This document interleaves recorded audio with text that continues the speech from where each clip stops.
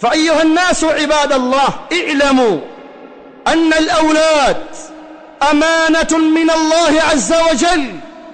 fahamuni na elewani, watoto ni amana itokayo kwa Allah subhanahu wa ta'ala.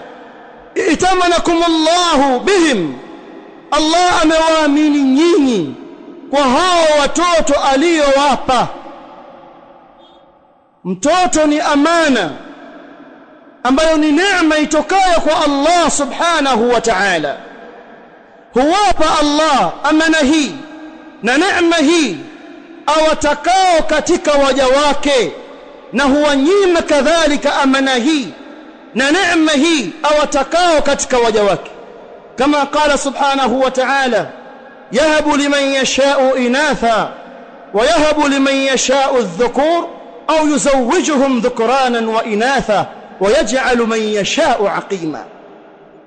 Allah tabaraka wa ta'ala anampa hibba amtakaye katika waja wake, mtoto wa kike au watoto wa kike, na humpa zawadi na hibba amtakaye katika waja wake, watoto wa kiume, na wengine huwachanganyia baina ya kike na kiume, na wengine huwanyima watoto, asiwape watoto.